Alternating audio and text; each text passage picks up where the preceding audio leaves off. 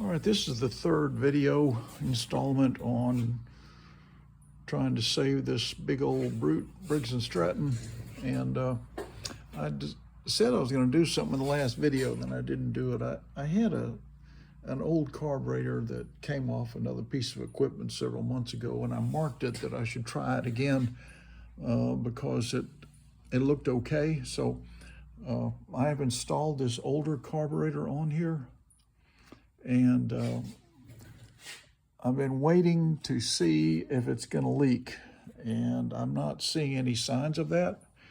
I also wanted to show you how I reconnected this, and that before, when I tried to move this arm on the old carburetor, it would barely move at all. This is what it does now. Watch this. So that's what it's supposed to do. And the little spring right there pulls it back.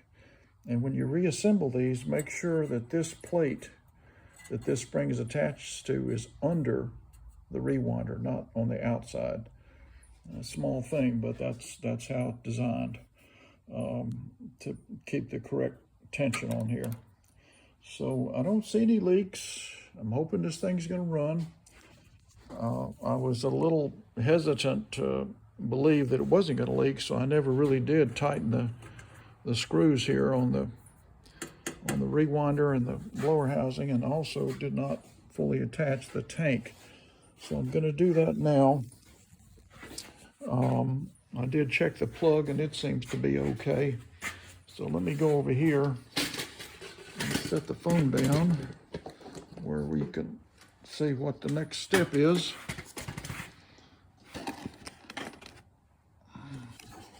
Hold on a second. Okay.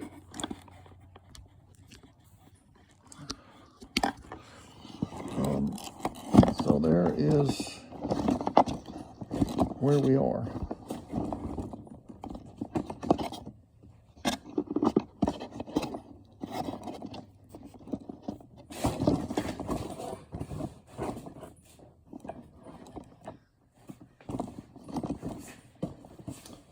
So what I need to do now is go ahead and attach the rewinder and blower housing, and finish attaching the tank.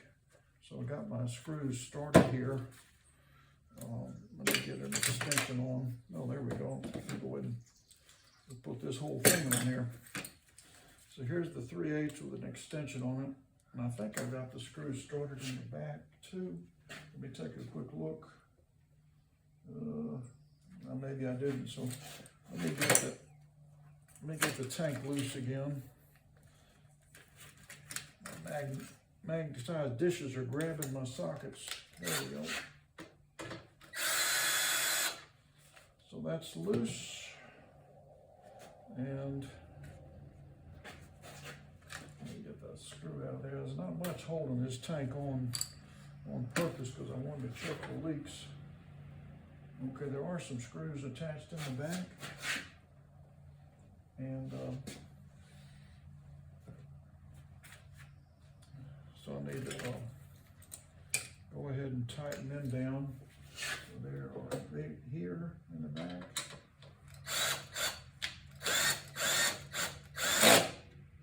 And then this one. And then these two in the front.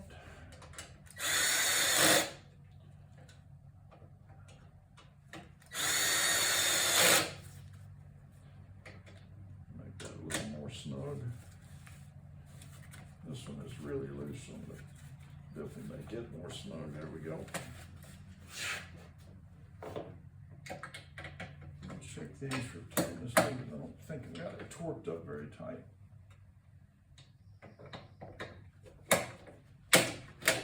I did replace the fuel hose with some new hose, and that's all looking good. And you need to check these tabs and make sure that they're in the right spot, and they appear to be. That's the tabs that fit under this housing. There's 1, 2, 3. There's the two outside go under, and the big one in the middle is on the outside of the blower housing. That's to keep it from being sucked in by the magnet. As the magnet comes around, it'll grab that metal, and you'll hear this clunk, clunk, clunk if you haven't done that right. So my governor spring's attached. The automatic choke spring is attached. Spark plug wire is attached. I need to swing the oil dipstick tube over and attach it with the 5/16 shoulder screw before I attach this tank. So let me grab one of my 5/16 screws. It should be here because I have one left over, right? There's one. Let's see if I can get it started with this magnet. So I need to swing the dipstick tube back and put it in place. And now get this little guy started, little shoulder screw. We want to go in there, we go. Okay, it's started now. So let me get a 5/16 socket on here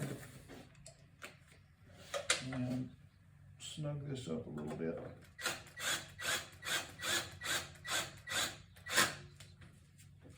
Got it. All right. That's all looking good. So now I can bring the tank forward. Make sure you get this guy up and out of the way. It's got to go up to the handle.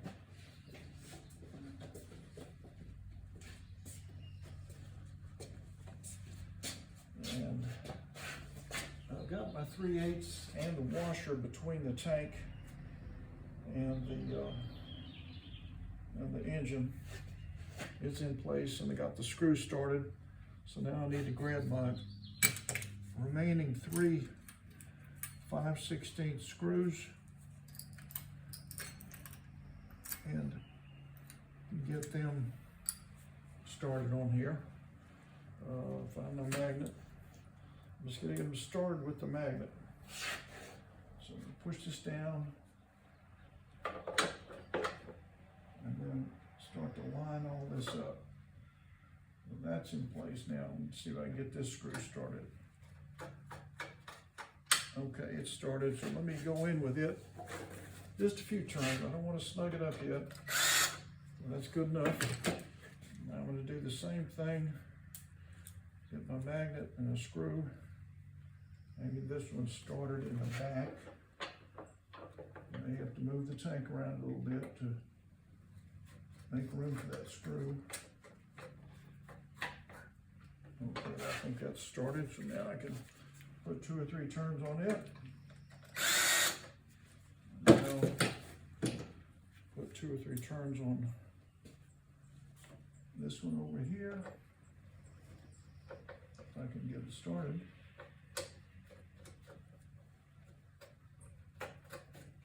No, that one doesn't want to go in as easy as the others. Okay, now I think it's, oh.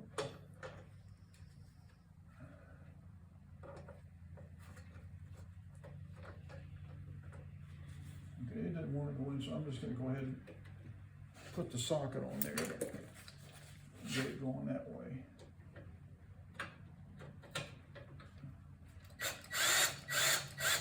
Okay, that's started. Now I'm going to snug up the bottom, the big one, the 3/8 on the bottom, and underneath right here. Now I can snug up the 3 on the top. Everything will be as it should. And I took special care to make sure that this is clear of everything, because it's got to go up the handle. You want to get it tangled up under the tank. That's good. That's good.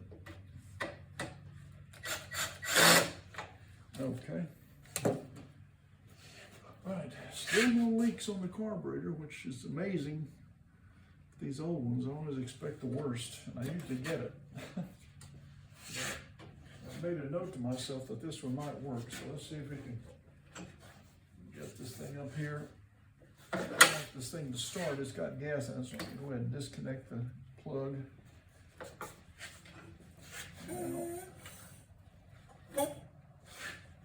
That's an excellent compression there. We're going to be pulling the cord on this thing in just a few minutes.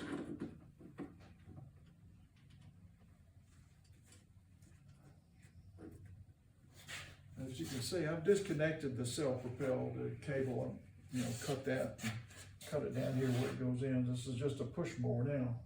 It's a big heavy one, but it's a push mower. Let's see, I need to get a 7/16 socket and finish tightening that eye hook that holds the cord in place.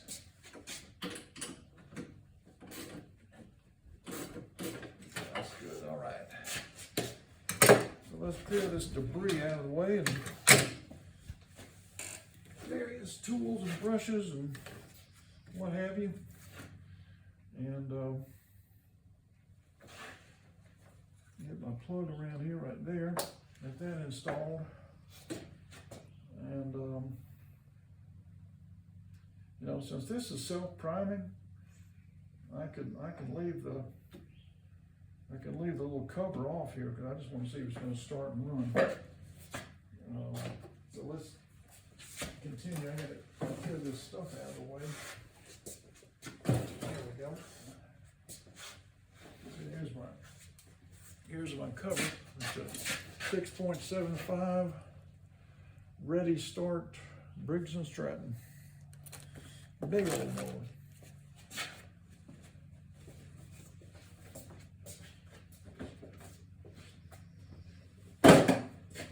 Get it on the ground, and then I'll come back and get the phone. Are these things even adjusted right? Okay, that one is sort of. I won't want that move. I thought, yeah, there we go. Put that in the middle there. That one in the middle there. These back are even. Here we go.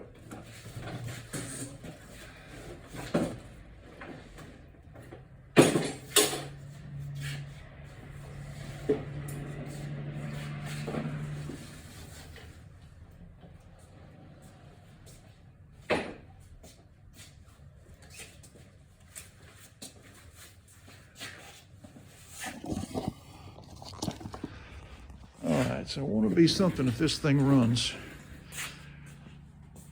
So we're ready.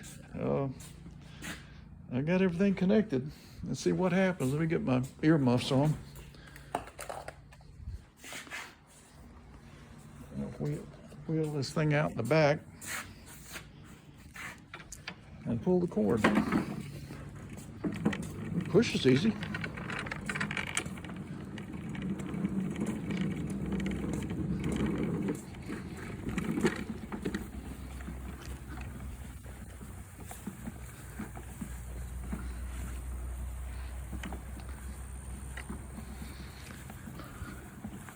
I'll really be happy if I can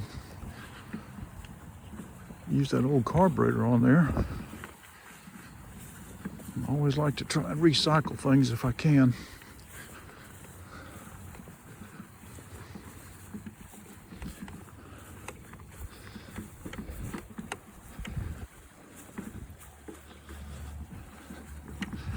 I don't have an engine brake on here, so I'm just going to pull the cord, and then if it lucky enough for it to start, I've got my famous rubber band kill switch over here, which is this. So if this mower starts and runs, and I want to shut it off, just do that. Boop. Okay. So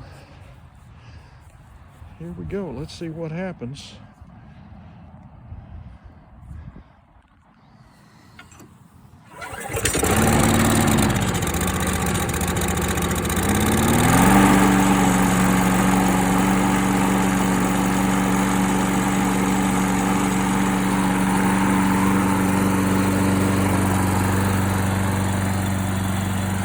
Not bad on the first pull. I like that.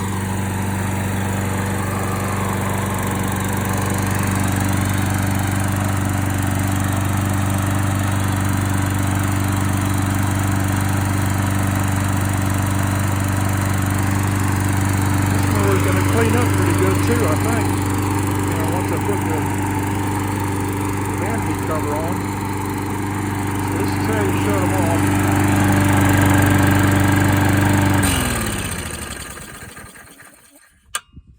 Anyway, so we have a success. Hope you had a good time. Hope you enjoyed it. Please comment. Please subscribe. I fix a lot of mowers and have a lot to share.